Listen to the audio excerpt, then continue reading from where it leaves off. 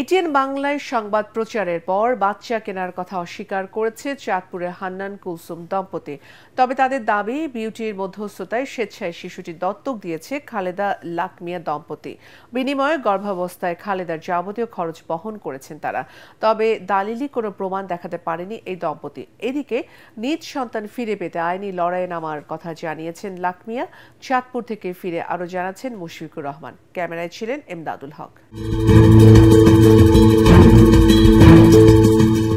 গর্ভেই মৃত্যু বলে নবজাতক বিক্রি করে দেওয়ার ঘটনার সূত্র ধরে এটিএন বাংলা টিম যায় চাঁদপুরের মতলব দক্ষিণে। অসুবিধা নাই, এটা একটা সিক্রেট ব্যাপার। সেখানে মুখোমুখি হয় হান্নান কুলসুম দম্পতির। স্বীকার করেন তাদের ঘরে বড় হওয়া ছেলেটি খালেদার। পাতানো বোন বিউটির মাধ্যমেই হস্তান্তর হয়েছে শিশুটি। ওর জন্মদাতা কারা? ওরা তো আমি বললে গেলাম, ওরা এই জন্মদাতা খালেদা লাকমিয়া। বাচ্চাটা বিউটির মাধ্যমে আমাদের কাছে আসছে। বিউটি সন্ধান দিছে, এই বাচ্চা 4 মাস বয়সে পেটে ওরা নষ্ট করতে চাইছে। আমরা যাবতীয় খরচ চালাইছি তাদের। আমি তো বললাম 4 মাস থেকে তারা ফালা শুরু করছি, পেটে থাকা অবস্থায় পৃথিবীতে আসা পর্যন্ত। এতদিন পরে তারা কিভাবে এখানে আসলো, এইটা হলো এক প্রশ্ন। দ্বিতীয় প্রশ্ন হইলো, আমি মানলাম বিউটি মধ্যম, এটা স্বীকার।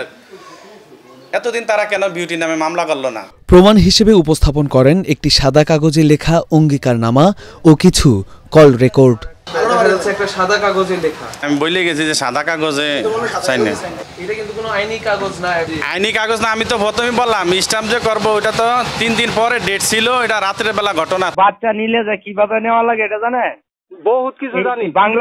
বাংলা কাগজের যে টাইম নাই, বাংলার আছে না না আছে সেটাই তো দেখবে না। যে আমি তো মা, আমি তোমারে দিতারি, সমস্যা নাই, তোমার কাছে থাকবো। আমার কাছে 6 মাস বর্ষারানি হর এখান না তাও 1 ঘন্টা লাগে, 10 মিনিটের লেগে আইবা, আয়া দেয়া। আমি বাঁচবো না ভাই, আমি বাঁচবো না। আমি আজ 1 মাস কেন খাই না। ছোট থেকে তিলে তিলে বড় করে তোলা সন্তানকে কেউ নিয়ে যাবে সেই চিন্তায় নাওয়া খাওয়া ছেড়ে পাগল প্রায় কুলসুম। আমার অপরাধটা কি ছিল? তোরা কেন আমার দিলি? আমি নিঃসন্তানের মা ছিলাম, আমি নিঃসন্তানের মা থাকতাম। এই বিটি আমার পরিচয় করে দিল, ওর বাসায় নিল। আমি বলছি তোরা বাচ্চা পেটা থেকে বিক্রি করে, এটা কেমন কথা? আমি বিক্রি টিক্রিদের মধ্যে মানুষ কোনোদিন বিক্রি হয়? পরে ওর বাচ্চাটা যখন ব্যথা উঠছে, রাত 3টা বাজে বিটি আমার কাছে ফোন দিছে, কুলসু খালেদা তো ব্যথা উঠছে, তো বাচ্চাটা যদি তুই না আনস ওরা বিক্রি করে এলে অন্য জায়গায় নয়। পরে নাচবেলিরা খালাস করতে করতে সময় হয়ে গেছে, তখন ফজরের একটু আগে দিয়া ওর টাকার প্রয়োজন ছিল। ওরা আমার তো 6 মাস কার খরচ, কাজের রতের খরচ নিয়ে গেছে। বিটি খালেদা লাকমিয়া সিগনেচারটা দিয়ে টাকাটা ওরা হাত হাইতে টাকাটা নিছে। তার নজর সন্তানটার দিকে তাকাইলো না, নিঠুর পাথর বাপ মা। আর আমি এত কষ্ট করে সন্তান করে পাগল হয়ে রাস্তায় ঘুরি। আমি আর কিচ্ছু চাই না ভাই, আপনাদের কাছে শুধু আমার সন্তানটা চাই। আমি আর কিছু চাই না। আমি এই সন্তান করে অসহায় হয়ে গেছি। এত থেকে একটা দুধের প্যাকেট বলেন, ঘুমুত কাঁচান বলেন, আমি এত কিছু করিয়া যদি আমার সন্তান পর হয়ে যায়, আমি কি বাঁচবো ভাই? আমি বাঁচবো না। তবে এসব মানতে নারাজ শিশুটির আসল বাবা লাকমিয়া। ছেলেকে ফিরে পেতে আইনের আশ্রয় নেয়ার কথা জানান তিনি। আমার ছেলে যদি এরা না দেয়, আইনভাবে ব্যবস্থা নিয়ে আমি কিভাবে উদ্ধার করা যায়, আমার সন্তানরা কিভাবে আনা যায়।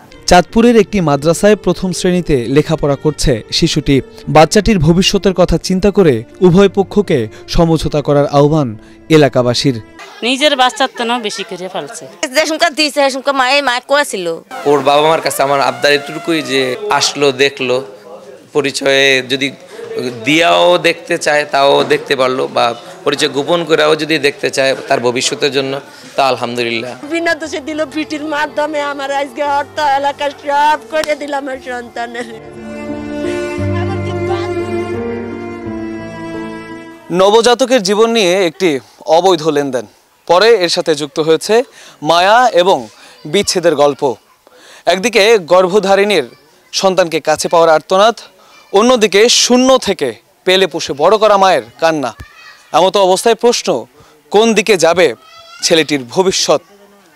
কে পাবে এই সন্তানের দায়িত্ব? এই প্রশ্নের উত্তর কেবলই রয়েছে আইনের কাছে। মুশফিকুর রহমান, এটিএন বাংলা, চাঁদপুর।